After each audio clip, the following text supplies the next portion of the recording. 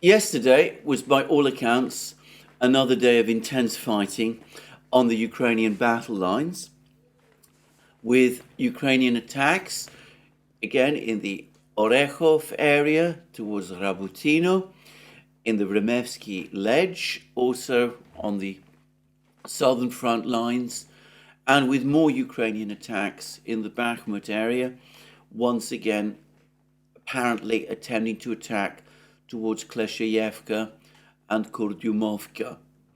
Now, it's not entirely easy to get clear information about what happened in the Bakhmut area, though my impression is that the Ukrainians did gain some ground in this area, though Klesheyevka and Kurdyumovka, at least for the moment, appear to remain firmly under Russian control. But in the southern front lines, in Zaporozhye, in a further attack towards Rabotino, in another attack in the Remevsky Ledge, it seems that Ukraine, its military, again failed, and that there were more losses. It's been reported that this time Ukraine deployed some of its Leopard 2 tanks, its remaining Leopard 2 tanks, to the fighting in the Vremevsky Ledge. There's said to be a video, or at least a picture, of one of these Leopard 2 tanks apparently either damaged or destroyed by a Russian kamikaze drone. I haven't been able to see it, or at least I haven't been able to see it clearly, and I can't judge exactly what this is all about and whether this is indeed what this picture shows. But anyway, the important point is that these attacks again failed, and failed with significant losses.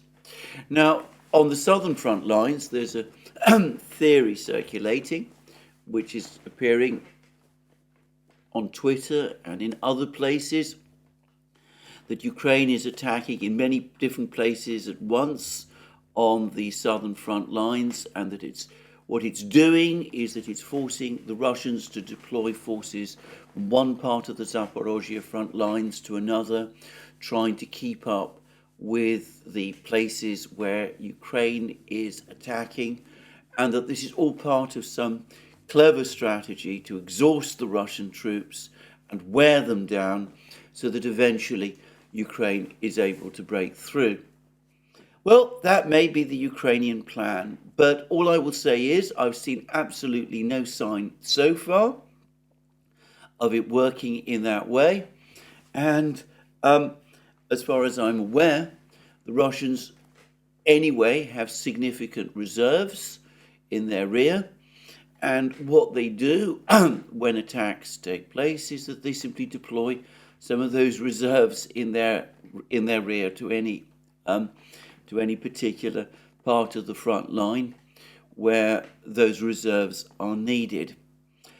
Besides, as Simplicius the Thinker correctly says in his latest sutra, nobody seems to ask the question of what the effect of making these simultaneous attacks and deploying Ukrainian forces from one part of the battlefront to another, what the effect of this is on the Ukrainian military itself.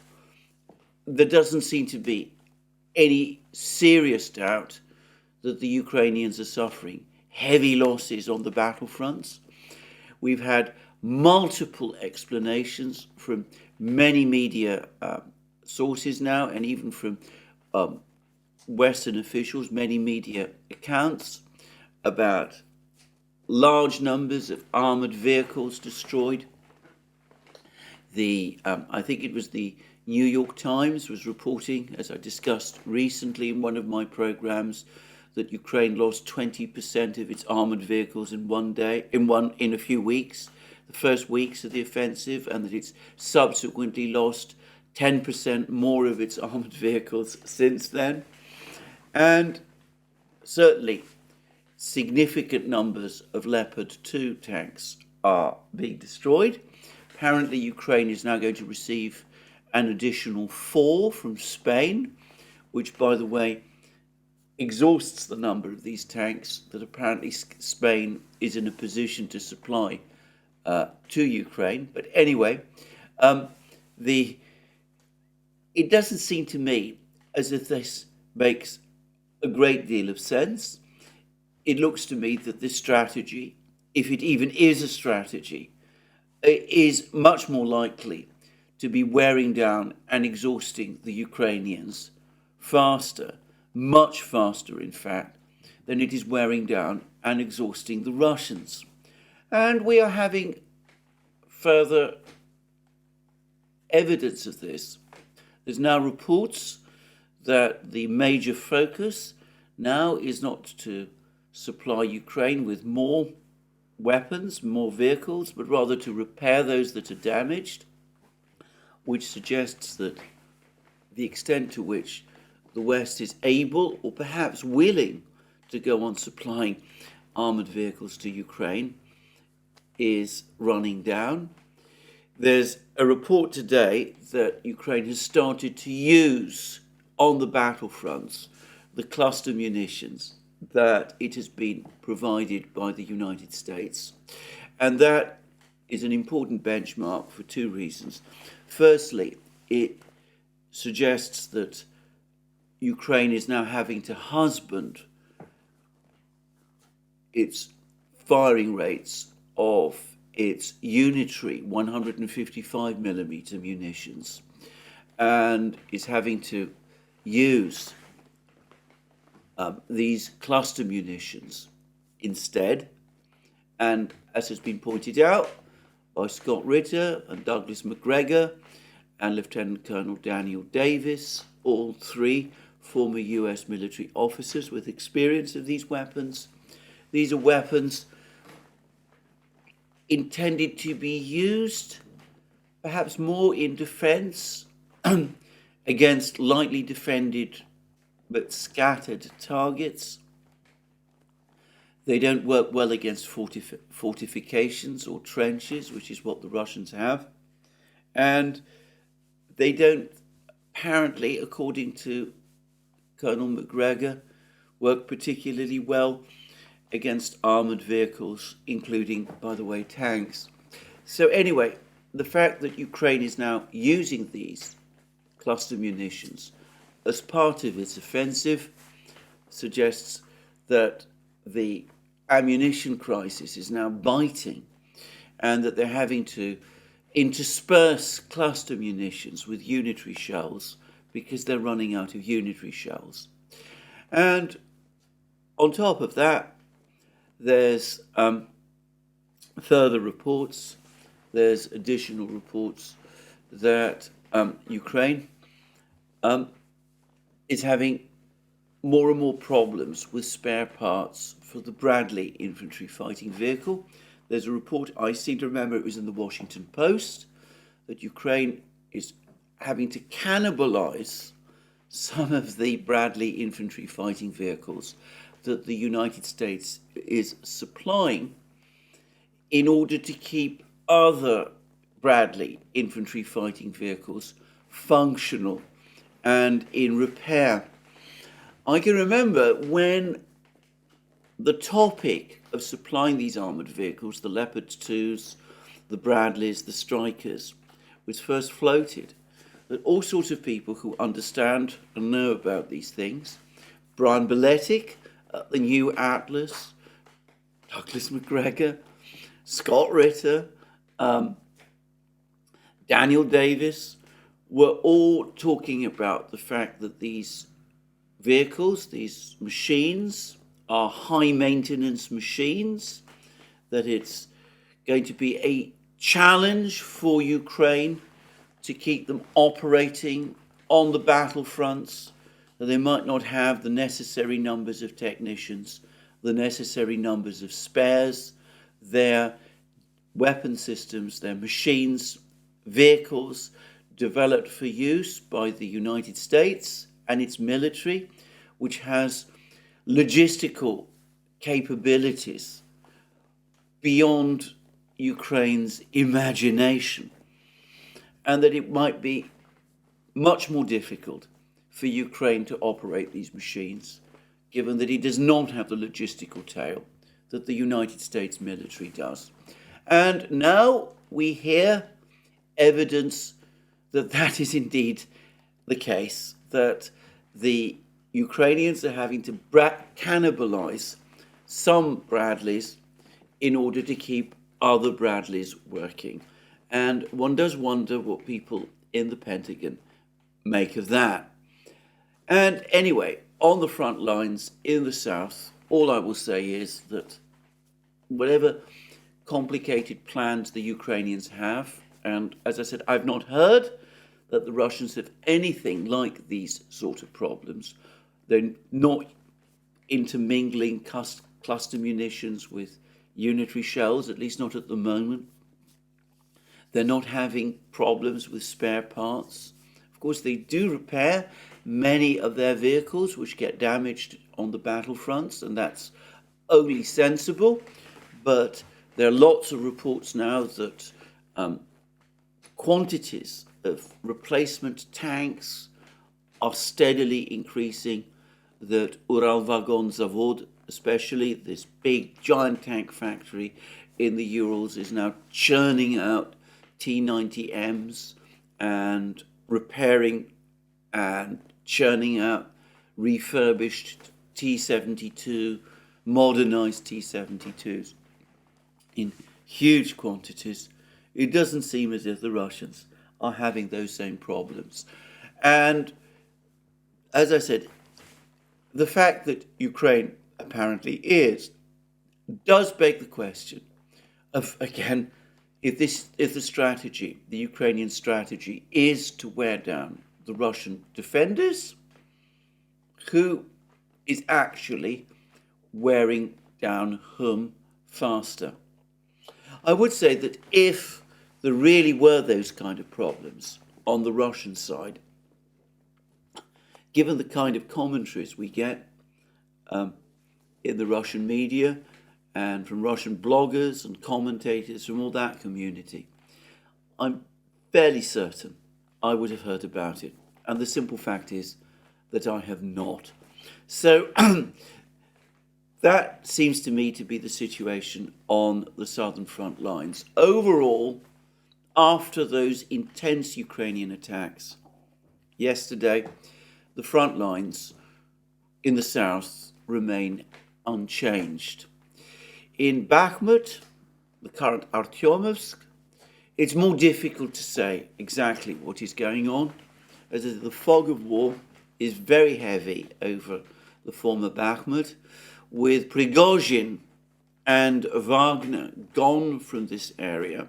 We don't have the non-stop commentary that Prigozhin was giving us during his offensive, the Wagner offensive against Bakhmut, the one which eventually resulted in the capture of Bakhmut.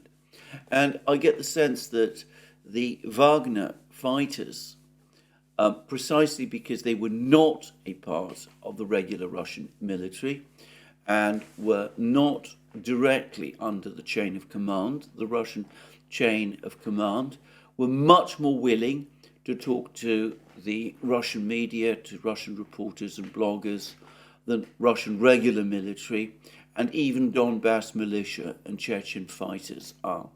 So the result is that we don't have anything like the same amount of information coming from the Russian side about what is going on in the Bakhmut battle area as we did when Prigozhin and Wagner was around.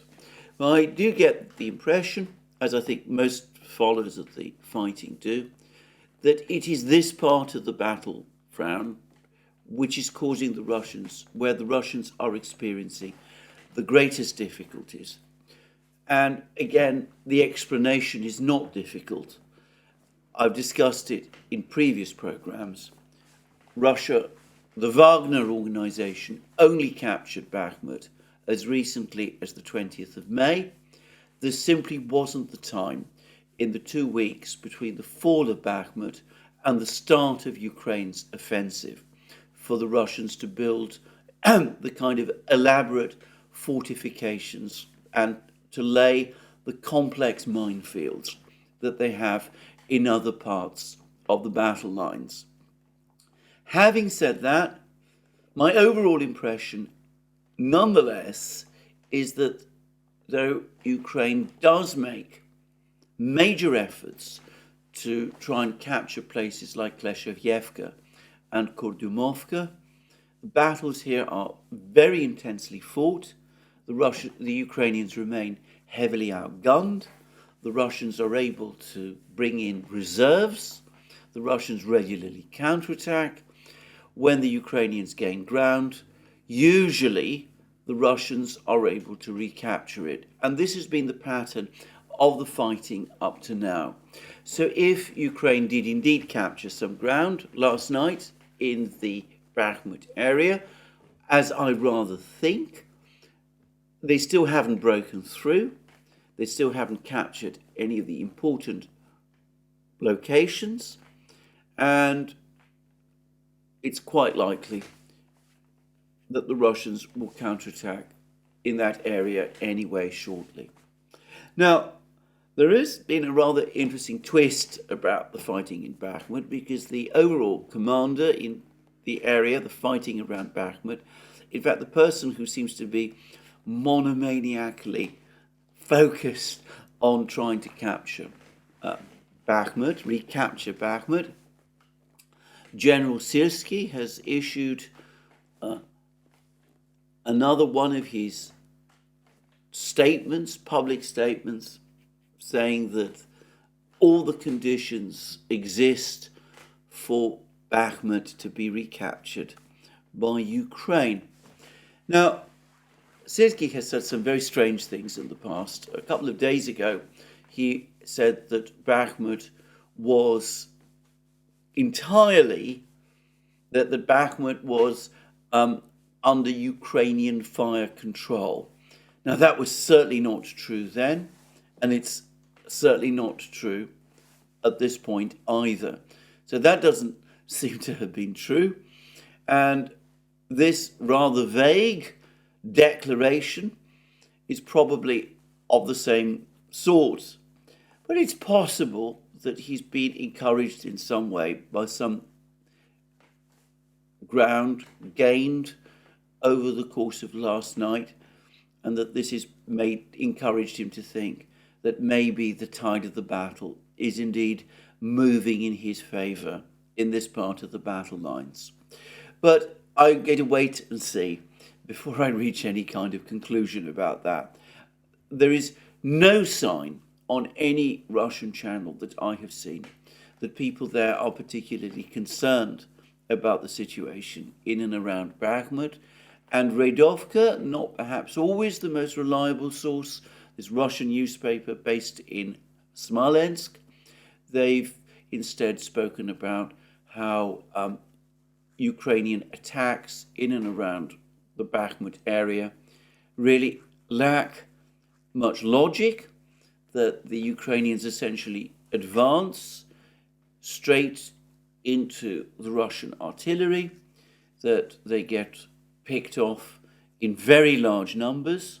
There's some reports about large numbers of Ukrainian bodies being left uncollected in the Kleshevyevka area, and that, in fact, a lot of these Ukrainian attacks have no military logic behind them. I would also say, incidentally, coming back to the question of the cluster munitions, that the Russians, including President Putin, have said that if Ukraine starts to use these American-supplied cluster munitions, then the Russians reserve the right to do the same. And the Russians have pointed out that they have a much bigger arsenal of cluster munitions than the United States does, and that their cluster munitions are both more powerful and are more diverse. There's many more types of them for particular situations than the United States has in its arsenal. And given that Ukraine is now apparently using cluster munitions, the Washington Post has apparently confirmed this. Well, it seems to me that the Russians, based on their own criteria, have the green light now to use their own. And that might be important because, especially perhaps in the Bakhmut area, but even on the front lines, it is the Ukrainians who advance in light infantry groups, dispersed light infantry groups, without the cover provided by armored vehicles in their various attacks, which it seems to me makes them the perfect target for cluster munitions. And, well, we'll see if the Russians do start using them, and if they do, we'll see what sort of effect on the battle lines that has. Anyway, before I finish with Bakhmut, Artyomovsk, I should say that I've seen a tweet by a Ukrainian soldier. It's a translation of a tweet by a Ukrainian soldier in the Bakhmut Artyomovsk area. He is bitterly critical of his of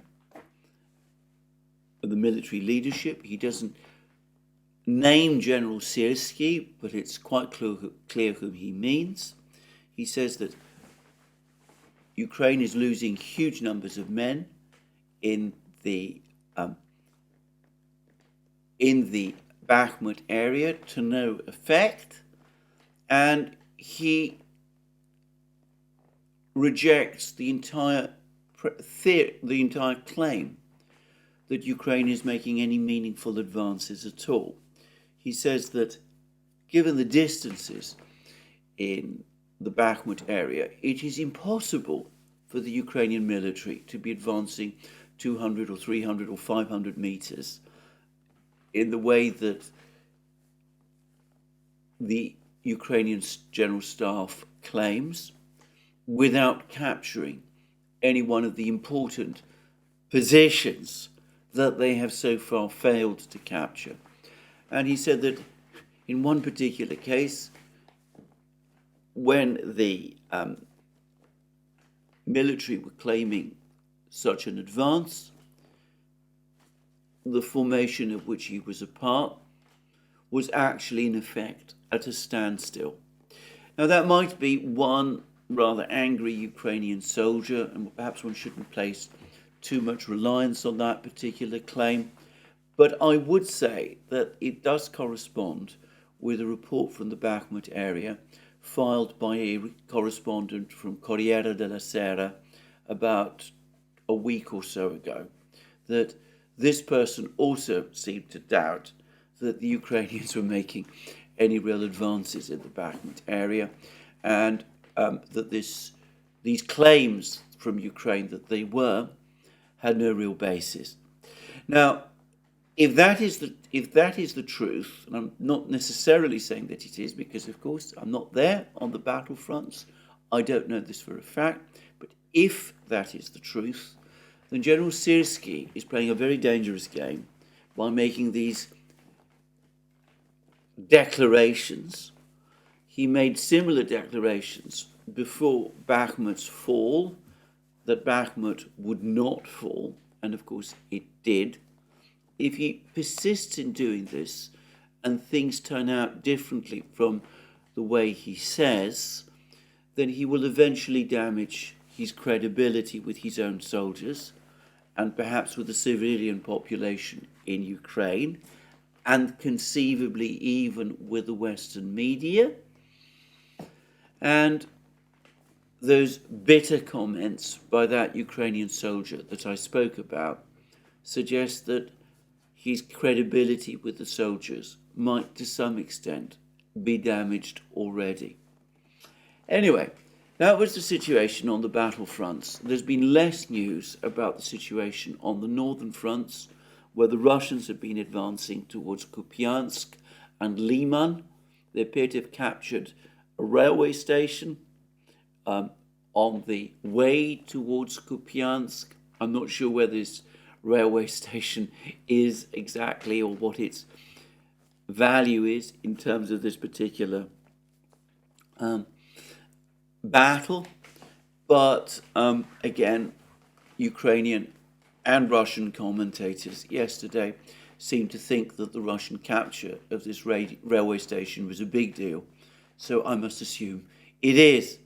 There's continued information, by the way, that the Ukrainian defense in this area is disorganized and not particularly effective, and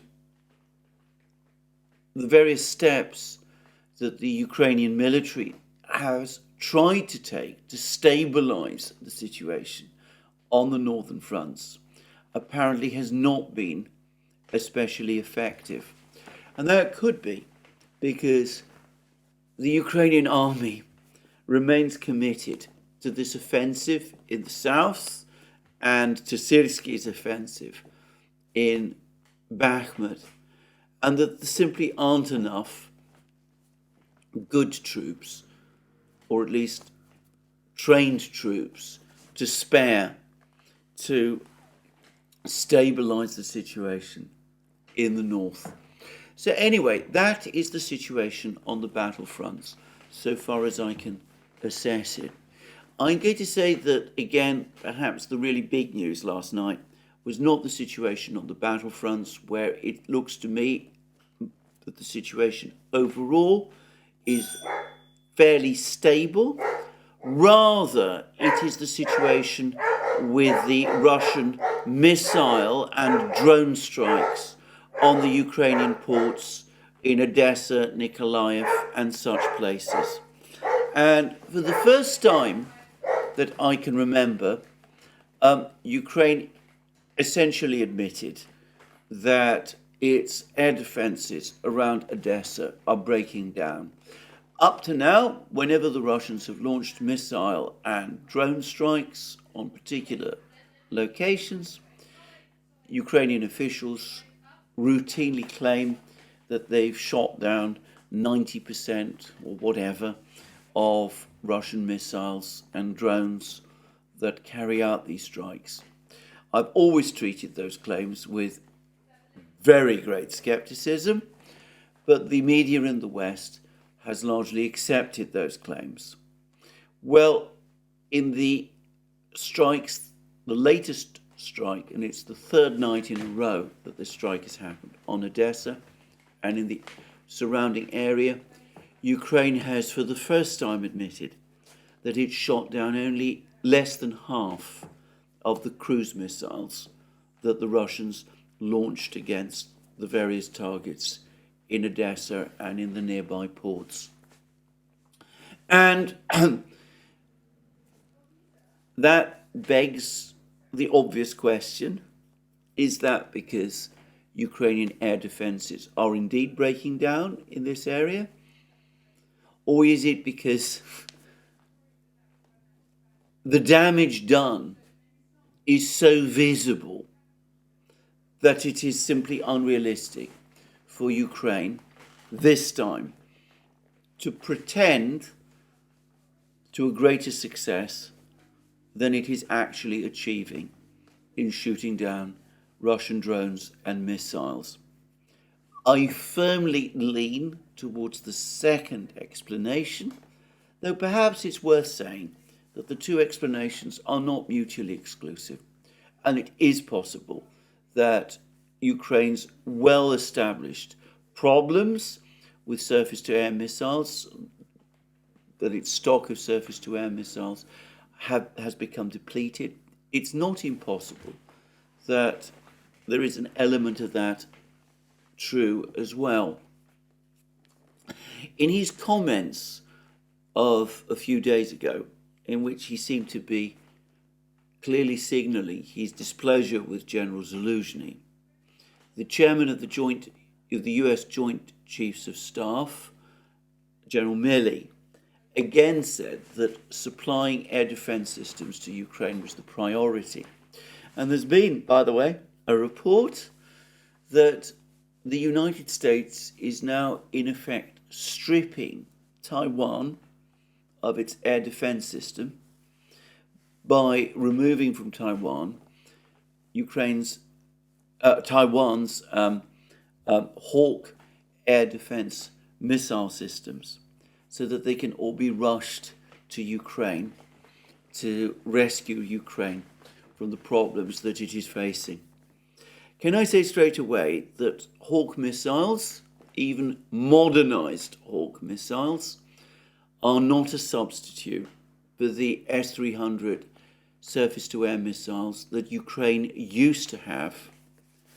It seems that the stock of them has now essentially exhausted itself, and which formed the core of Ukraine's air defense system until a few months ago. Hawk is originally a missile system developed by the United States in the 1950s. Its heyday was the 1960s. It was still in service with the United States in the 1970s. Undoubtedly, it has been significantly modernized over the course of its long lifespan. But from the end of the 1980s, it was gradually replaced by the Patriot missile system, which is now the United States' major air defense system. So any Hawk missiles that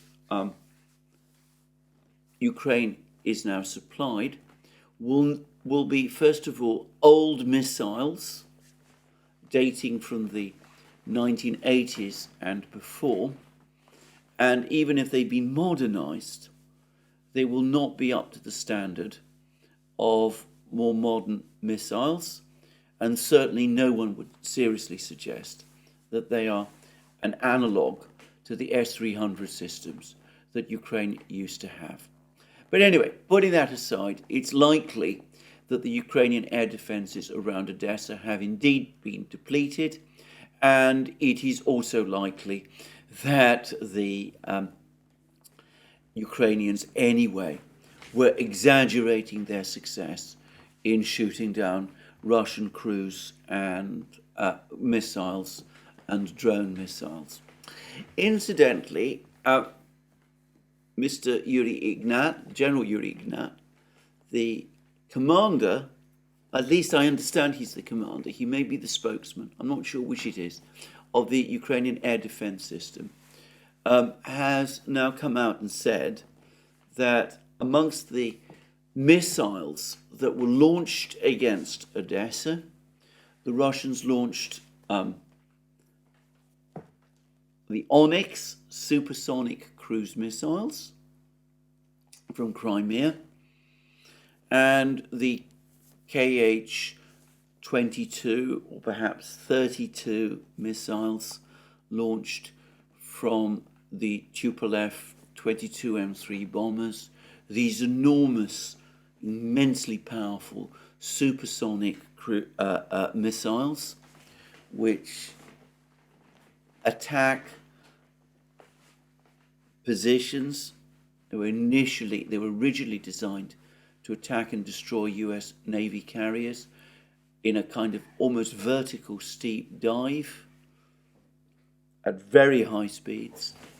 And Yuri Ignat said that Ukraine, he said this before, by the way, that Ukraine doesn't have the means to shoot down these sort of missiles.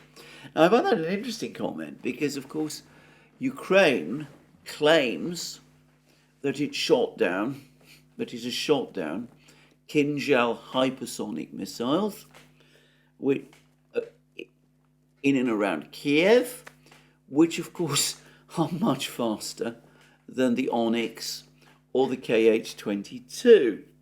So, logically, if Ukraine cannot shoot down the Onyx or the KH-22, then it should not be able to shoot down the Kinzhal hypersonic missiles which have been launched against Kiev. Now, one can get round this. The air defense system that is supposed to have successfully shot down the Kinzhals near Kiev is, of course, the Patriot system. and the Patriot system is not deployed to Odessa. But I have to say that unless I've got the wording of Yuri Ignat's words wrong, he was making a generic claim, not a particular one. He was saying that Ukraine simply lacks the ability to shoot down supersonic missiles like the Onyx and the Kh-22, period. He didn't say that, we lack the means to shoot them down in Odessa, but we might be able to shoot them down if they targeted Kiev.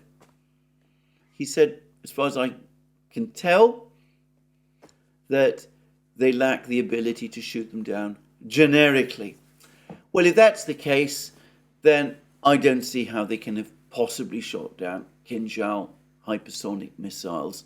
And for those who continue anyway to insist that they did, I would point out that when the first Kinzhal was supposedly shot down by the Patriot system, Ukrainian officials from the Air Defense Command, including Yuri Ignat, denied that was the case. They went on denying it for several days until they were obviously ordered to change their story by the Ukrainian military and political leadership. Now, of course, if I have misunderstood Ignat's latest words about the Kh-22 and the Onyx, then, as I said, anybody is welcome to point that out in the thread to this video. Anyway, returning to this subject, we are getting lots of pictures now of the utter devastation that these missile strikes on Odessa and Nikolaev and Ukraine's southern ports have suffered as a result of these missile attacks. And it's clear that the ports, if not fully destroyed, have already suffered massive damage and are, at least for the time being, essentially inoperable. And the Russians have turned the knife because the Russian military yesterday announced a blockade, an effective blockade of Ukrainian ports.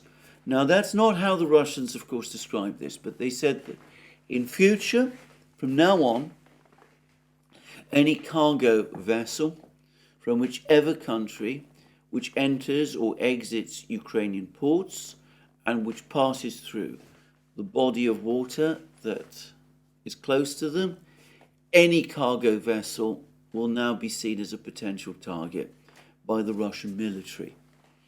And this announcement,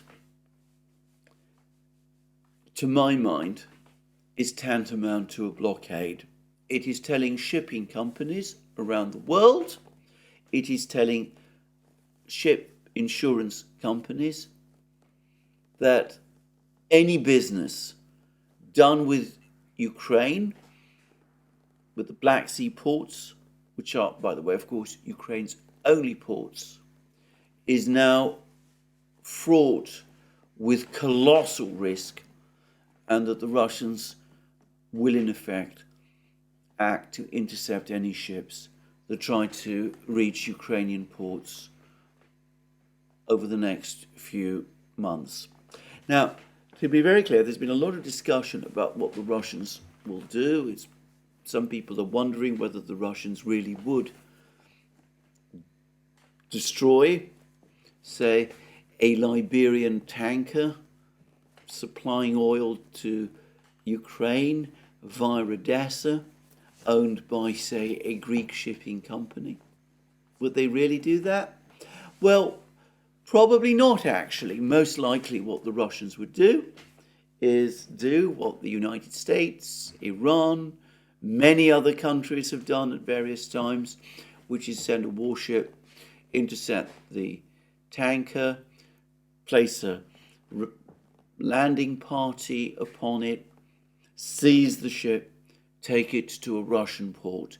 I'm sure that is how this effective blockade will operate. Of course, if the captain of the tanker, let's call it a tanker, is foolish enough to ignore the warnings of the warship, then of course the Russians would take military action. Though even then, that might stop short of actually destroying the ship entirely. The Russians would probably be able to seize control over it.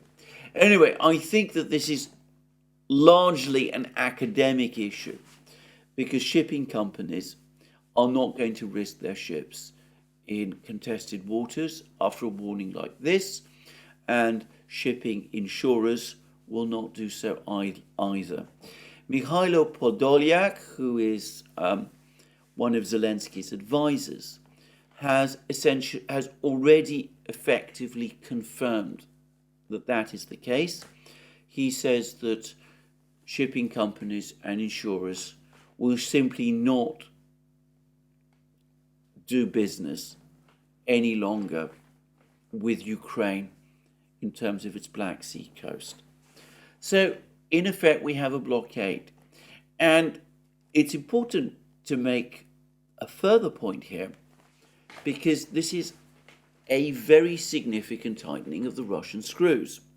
Now, before the grain deal was agreed on the 2nd of July last year, the Russians had gone out of their way repeatedly to say that they'd never imposed any sort of naval blockade of Ukrainian ports at all.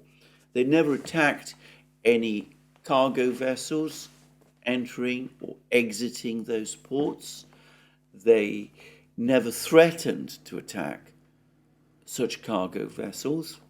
It was indeed the case that cargo vessels weren't entering or exiting those ports, but that was not because the Russians were attempting to prevent them doing so or were threatening them. The Russians claimed that it was because Ukraine had planted large numbers of sea mines in the entranceways to Odessa to try to avert a Russian amphibious landing. And it was this, not any Russian naval blockade, that was in effect preventing trade being conducted through those ports, those Ukrainian ports on the Black Sea. We can take those Russian protestations with a little bit of a pinch of salt, because of course the Russians would have known perfectly well that with a war going on, with fighting taking place even in the Black Sea, with the Russian garrison for a certain amount of time actually stationed on Snake Island, some distance but not a huge distance from Odessa, is most unlikely that shipping companies or insurers would be happy to have their ships travelling into and out of Odessa. This putting aside the question of the mines. But it is nonetheless the case that the Russians had not announced a blockade before the 2nd of July of 2022 when the grain deal came into effect. In fact, they specifically and expressly denied that they had done so.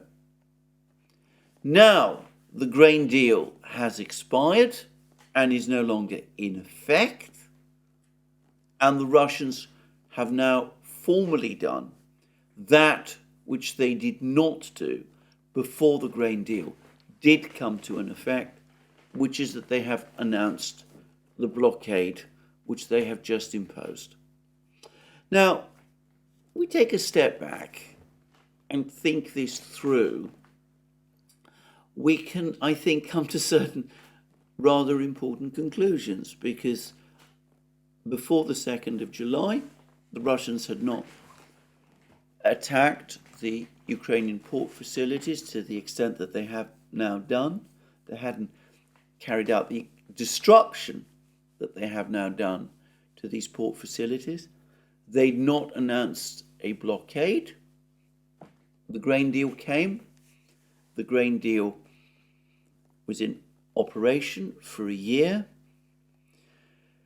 Ukraine and the Western powers, as is not really denied in the West, and as has been actually admitted, both by the UN Secretariat, implicitly admitted by the UN Secretariat, and expressly admitted by the former Turkish Foreign Minister, Mr. Cavusoglu.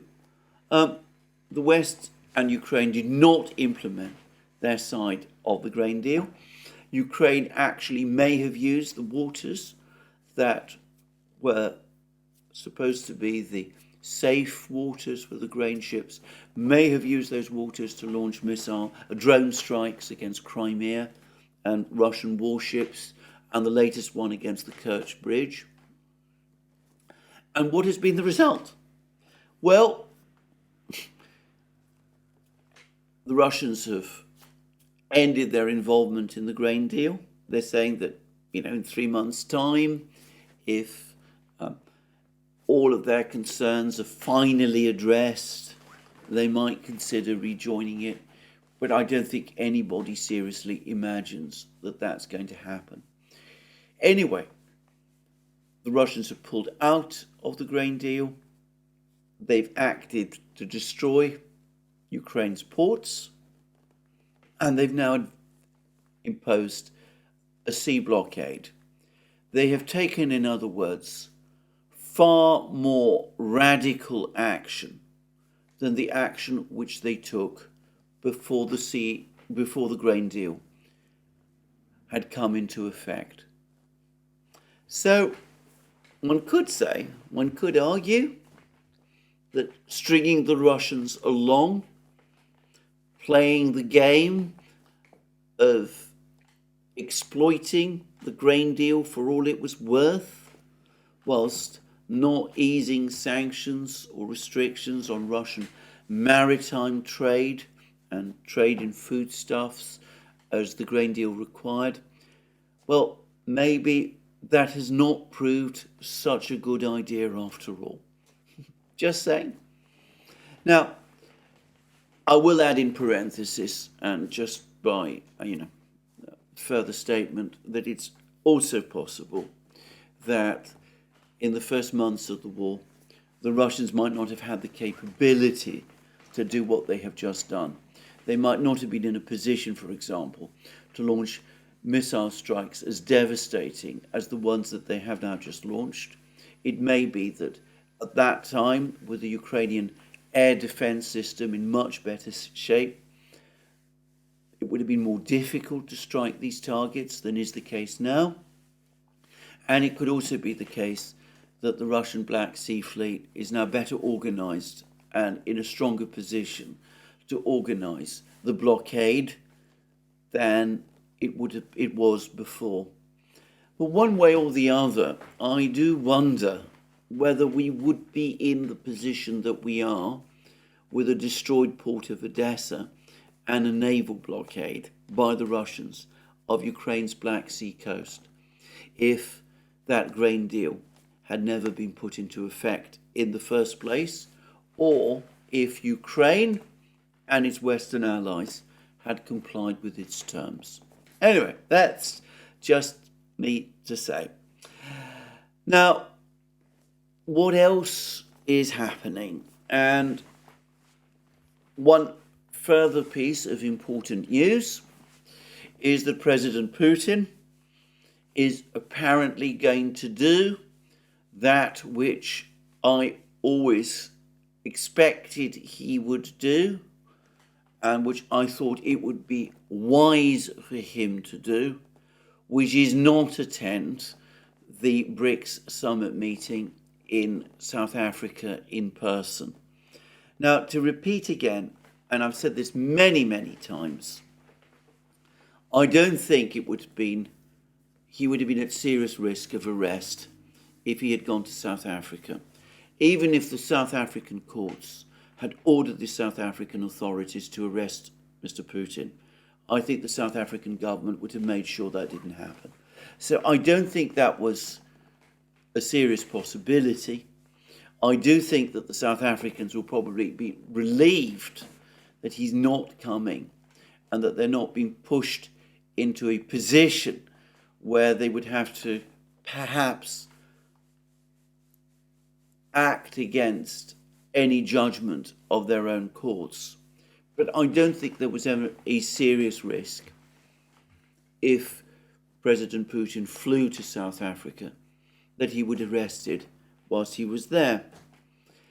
By contrast, I have to say this, I said this again, I know many people push back on this. I'm far from confident that if President Putin's plane had flown to South Africa, it would have been left to fly there unhindered. I'm well aware of the fact that it flies with diplomatic and sovereign immunity, but a largely forgotten event of the Snowden affair is that at the time when the American NSA whistleblower Edward Snowden was in Moscow airport, the United States actually forced down, or at least the Western powers forced down, I'm not sure it was the United States, but the Western powers forced down the presidential jet of the Bolivian president, Evo Morales, and then went on to search it in the belief that Snowden was actually on the aircraft. As it happens, he wasn't. But that was a flagrant violation of international law and diplomatic and sovereign immunity. I remember Morales himself was furious about it.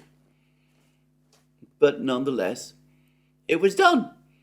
So, given that it was done and the Western powers have never been in any way contrite or even embarrassed about it, why would they not do the same in an aircraft involving President Putin of Russia? Now, I realize, of course, that Russia is a vastly more powerful country than Bolivia. It has nuclear weapons, for one thing, which, of course, Bolivia does not have. But against that, with the stakes in this confrontation so high, and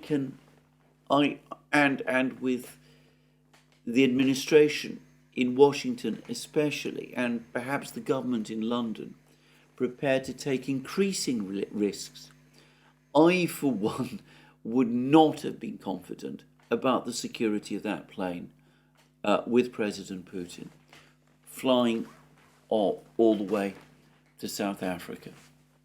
Now, will it make a difference that Putin is not in the summit meeting, the BRICS summit meeting? The answer is yes, it will, because even if Putin is virtually, which he will be, the fact is, one of the purposes of summit meetings is for leaders to meet and talk to each other in person. There's a huge diplomatic benefit in face-to-face contact. You can achieve a degree of mutual understanding that you cannot achieve virtually or via telephone conversations. And of course, Putin will not be able to participate in the chatter and discussions that will be taking place at this important meeting. His foreign minister, Sergei Lavrov, will be there.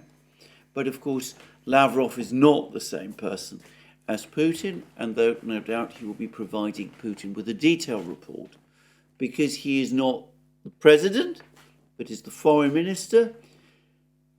The other BRICS leaders, Xi Jinping, Modi, Ramaphosa, Lula da Silva, will not react with him, will not involve themselves with him in the same way. Nonetheless, one shouldn't over-dramatize this. Putin knows all of these leaders very well. He's worked with all of them. He's on very friendly terms with all of them. Almost certainly the main outlines of the agreements at the BRICS summit have already been discussed and agreed between the leaders, including Putin, and will have been work for the summit will have been carefully prepared by the various officials whose job it is to prepare this summit meeting. And it's overwhelmingly likely that the work of the summit will carry on. Putin will participate virtually, but probably only to a limited extent. Lavrov will be there. And as I said, the summit will be able to do its work. What this event may do is that it might affect some of the business of the summit. It's possible that the BRICS summit will move forward with an agreement to admit new members. I think this is highly likely, and I think the two countries, Argentina and Saudi Arabia, must be high on the list of potential new members. And this is something that the existing BRICS leaders can discuss with each other over the phone and virtually. It should be a reasonably straightforward thing to agree, and I would have thought that that perhaps could be agreed. Where there might be more problems is with refining the discussions about the BRICS reserve currency, the gold-backed reserve currency. Now, to be very clear, this has been explained fairly thoroughly by a number of people. It's not exactly a reserve currency that is under discussion. It's more like an accounting system to enable cross-border trade to be conducted without use of the dollar, with the entire system underpinned by gold. So this is probably what we're looking at the moment. In other words, a system not so different from the Bretton Woods system as it was originally envisaged by the British economist John Maynard Keynes, and which was discussed at the Bretton Woods Conference in the United States in 1944.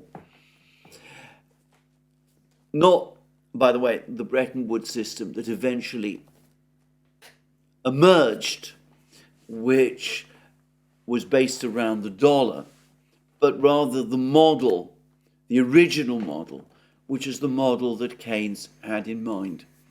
Now, this is a complex technical structure, and there's probably quite a lot of refining to do, and the various leaders would probably need to want to talk to each other.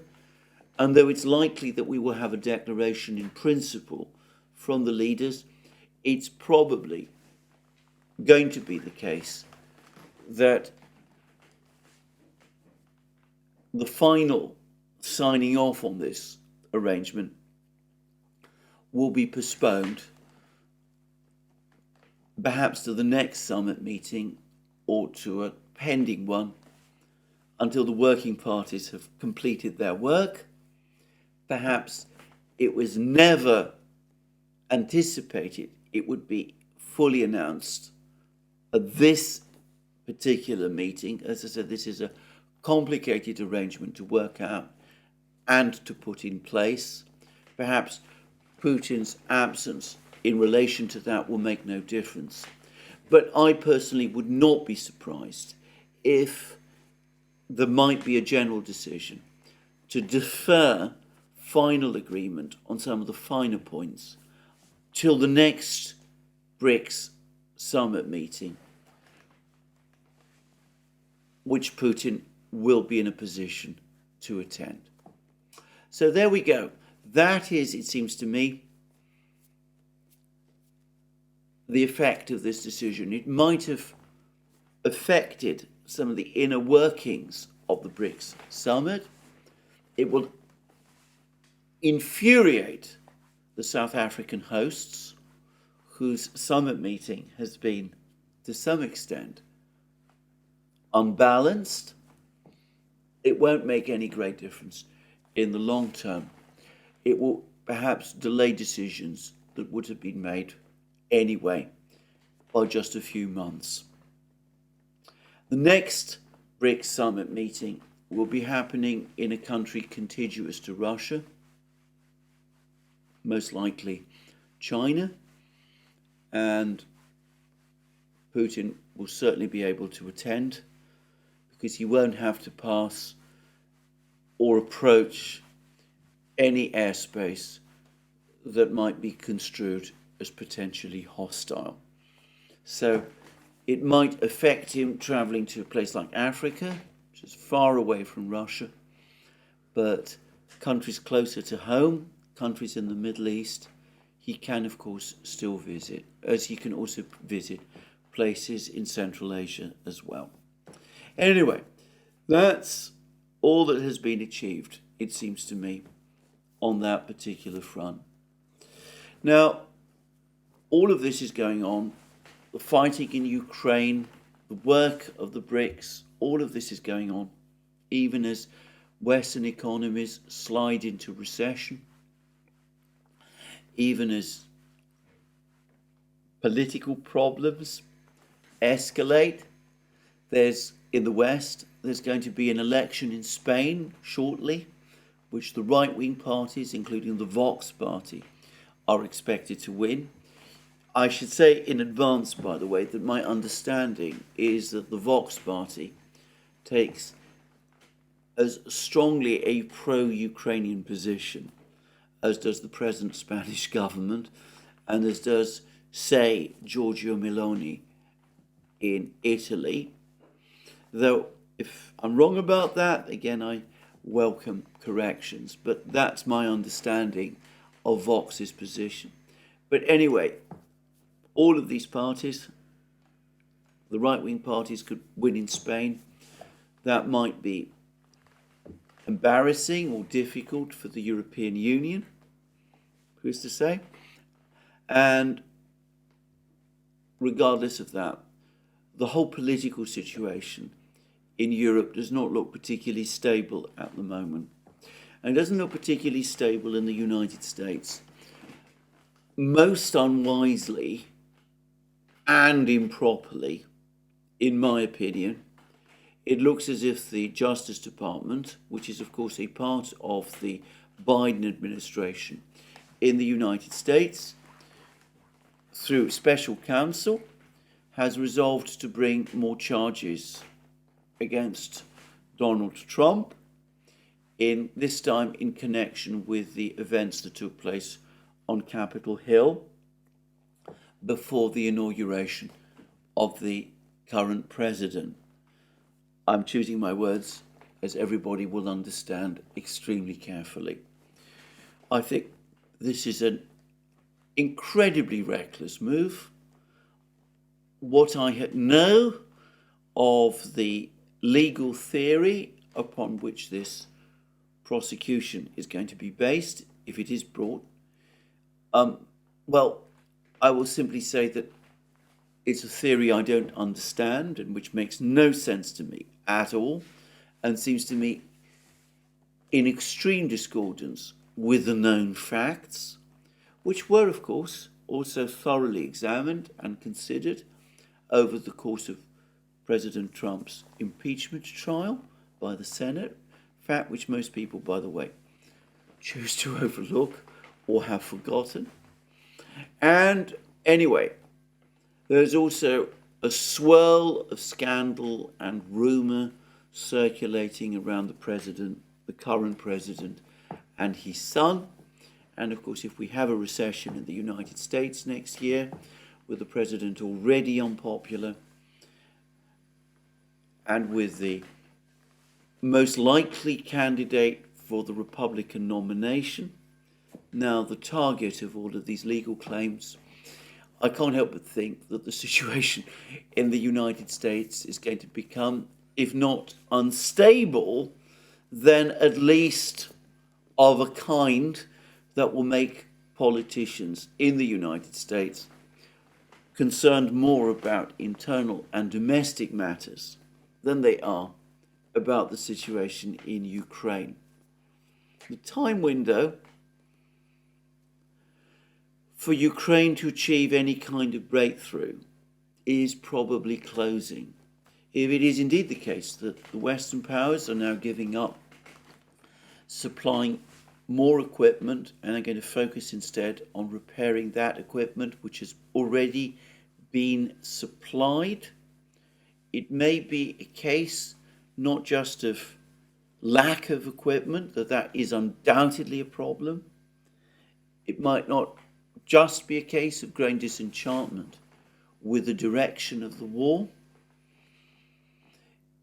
It might also be the case that the political problems, the political hurdles in the way of continuous support for Ukraine are growing too great, and Western leaders now have other more serious problems on their plate which they need to contend with. And that may explain this latest burst of frenetic Ukrainian attacks and the urgings of people in the United States, Jake Sullivan, Tony Blinken maybe, General Milley also, because it seems that he has given a lot of aid and advice for the putting together of this offensive, even as he has at times seemed to suggest that the negotiation route might be the wiser one. And of course, General Milley's boss, Lloyd Austin. It may explain why all of these people who have so much of themselves invested in this conflict seem to be urging Ukraine ever harder to try to achieve some kind of breakthrough, and why they're telling Ukraine that this attritional strategy that is conducting really is not enough, and that they should aim for a breakthrough and revert to those vaunted combined arms tactics that they endlessly harp on about.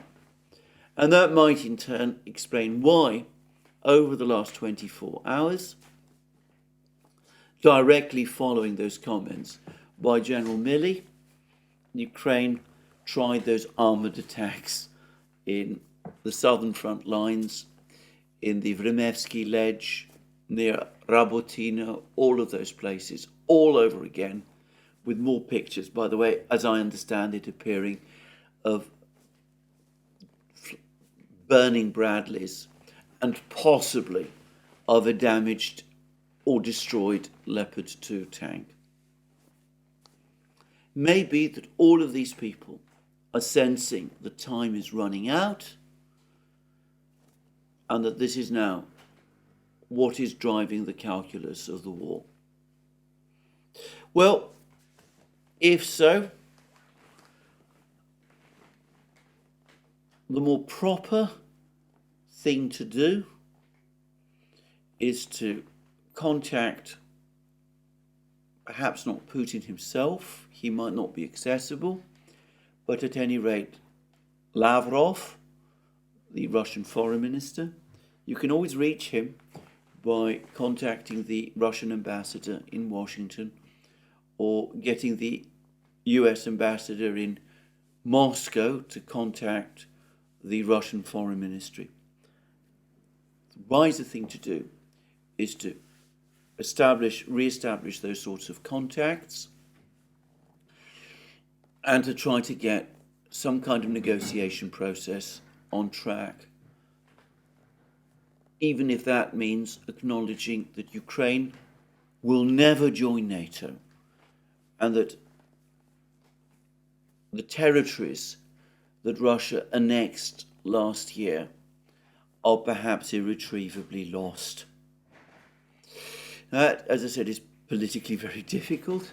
It would probably mean the end of President Biden's re-election hopes. But